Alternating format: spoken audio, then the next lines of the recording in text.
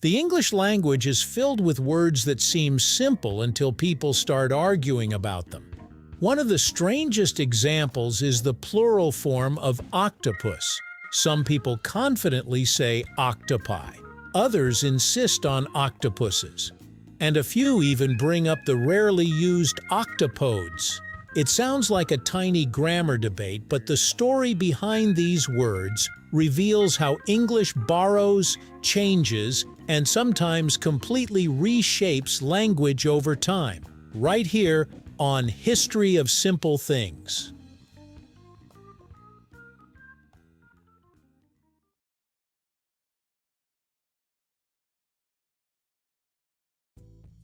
The word octopus originally comes from Greek. It combines octo, meaning 8, and pous, meaning foot. Together, the term basically means 8-footed. Ancient Greek often described animals according to their physical features, and the octopus fit perfectly into that style. The confusion started when the word entered English centuries later. English constantly borrows terms from other languages, but it rarely keeps their grammar rules perfectly intact. Over time, English speakers began treating octopus like other scholarly words that ended in "us," even though its roots were Greek rather than Latin. The plural octopi became popular because it sounds similar to Latin-based plurals like cacti and fungi. In Latin grammar, certain nouns ending in "us" changed to "I" in their plural form. Since octopus also ends with "us," many people naturally assumed octopi was correct. The issue is that octopus is not actually a Latin word. Technically, applying a Latin ending to a Greek word mixes two different language systems together. Linguists often point out that the form developed more from assumption than from historical accuracy. Despite that, octopi is still widely recognized. Language experts understand that everyday speech is shaped by habit as much as grammar. Because generations of people have used octopi, dictionaries usually list it as an acceptable alternative even if it is not considered the standard form today. Most modern dictionaries and grammar guides now prefer octopuses. The reason is simple. Once a borrowed word becomes part of English, it usually follows normal English grammar rules. Instead of preserving ancient endings, English tends to add s or es. That pattern appears in countless other words. People say buses instead of changing the word according to another language's rules. The same thing happened with octopus. Since it has been used in English for hundreds of years, the regular plural octopuses became the most natural fit.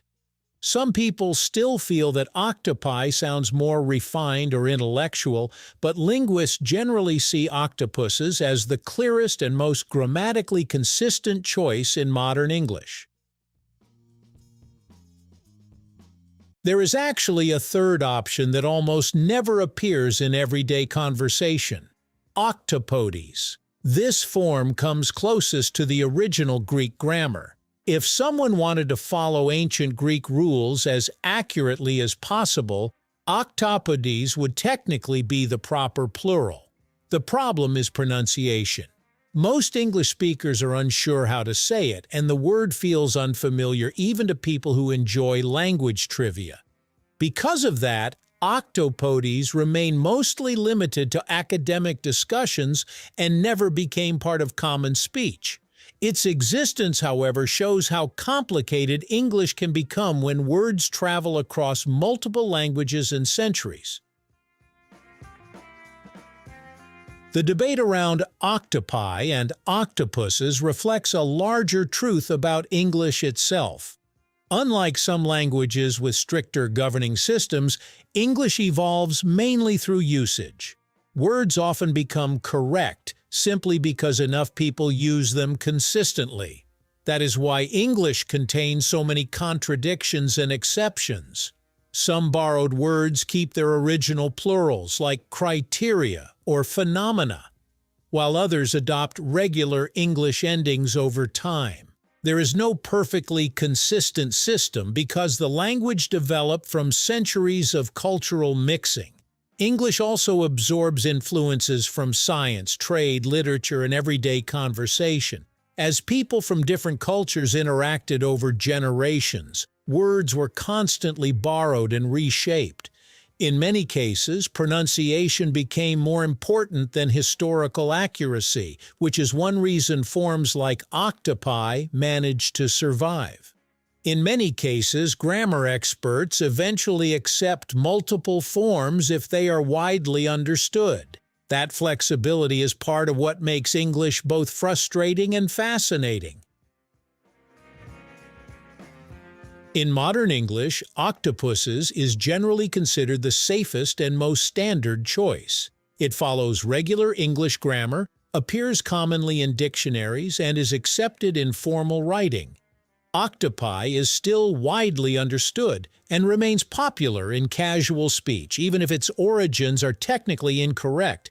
Meanwhile, Octopodes survives mostly as a linguistic curiosity. It may impress language enthusiasts, but it rarely appears outside scholarly discussions. For most people, the choice depends on context. Someone writing an academic paper will usually choose octopuses, while casual conversations may include both octopuses and octopi, without anyone really caring about the difference. In everyday speech, clarity matters more than perfect historical accuracy.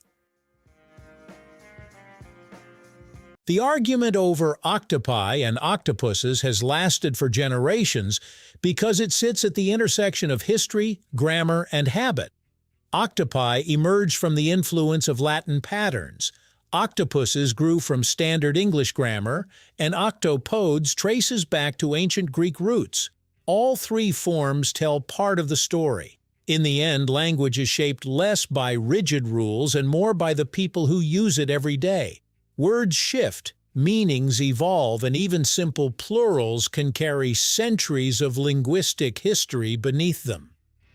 The next time the debate comes up, the answer is no longer just about which word sounds correct, but about understanding how English became the language it is today. Thank you for watching. If you have suggestions for our next video, feel free to share them in the comments below. We'll be sure to give you an acknowledgement for your contribution. Thank you for joining us on this journey through the history of simple things. Don't forget to like, subscribe, and stay tuned for more stories woven through the smallest details.